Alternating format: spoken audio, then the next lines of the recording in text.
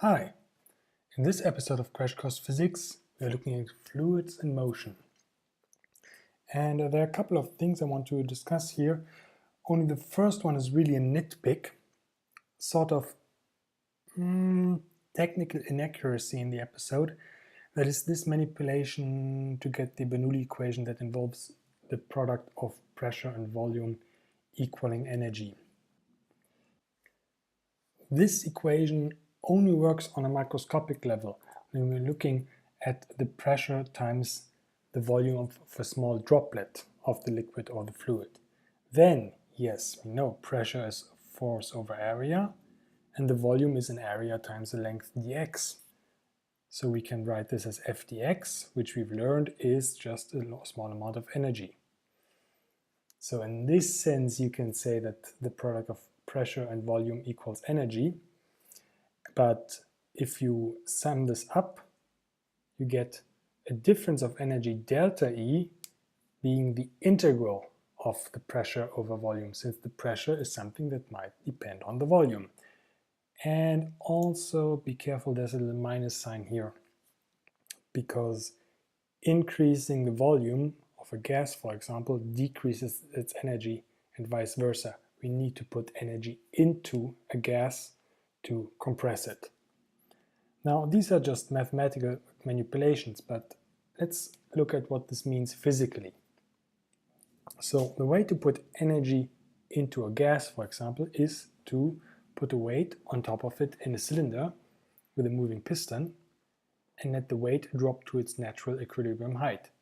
Then the difference of potential energy has to be gone somewhere. Well, it has gone into the gas. The gas has increased in pressure. But what about a liquid with a movable lid which we press onto? Then it's not really obvious to understand that we put energy into this liquid because it is not changing in volume, we are not moving any weights, and there's no visible change in the liquid itself. So this is a bit puzzling because also it would seem that we feel this pressure also in our hands. So where is the energy coming from and what form is it taking? Well, the energy is actually coming from our muscles and distributes itself evenly among all the places in our hand and the liquid where the pressure increases. Microscopically, what happens is that the molecules in the liquid are pushed ever so slightly together. The liquid is almost incompressible, so it takes a big amount of energy to compress it by a teeny tiny amount of volume. This is like a very stiff spring.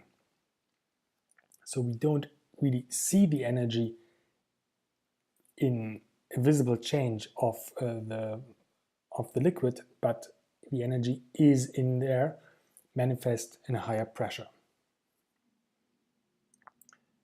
We could think of the possibility that the energy added to the system, to the liquid, adds to the velocity of the particles, but that would be heat, so an increase in temperature, and is an entirely different physical process. Now, Bernoulli's equation comes from looking at the conservation of energy in a small amount dV of any liquid or fluid. The three parts here consist of three different forms of energy. The last two ones are quite easy to understand. This is kinetic energy, or more precisely, kinetic energy density. The third one is potential energy caused by the surrounding gravitational field. But what about the first term, this pressure? Well, this is also a form of potential energy, inner potential energy, like the potential energy of a very stiff spring as it is compressed together. Now what we see is that, for example, an increase in the velocity of the particles or of the fluid means that the pressure has to decrease if the height stays the same, so in a horizontal flow. This is the principle behind the Venturi effect, which sadly hasn't been mentioned in this episode, but is a very neat application of this phenomenon. So this is something that you see, for example, on the outside of airplanes. Little hourglass-shaped tubes that let air in on the front, force it through a thinner middle, and relax it towards the end again.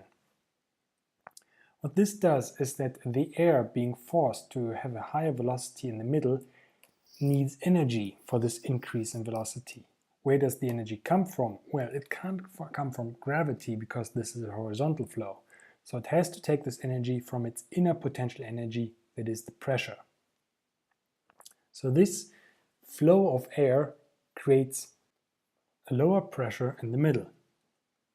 This lower pressure can, for example, be made useful for other instruments, such as manometers and height measures, by the means of a little piston that actually is sucked into the tube as this plane gains speed. In the very first airplanes, this principle has actually also been used as a speedometer, but since then it has been replaced by the much more functional pitot tube. The Venturi tube, however, is still used to provide a lower pressure for other measuring instruments. So, I hope you enjoyed this short episode of Crash Course Physics.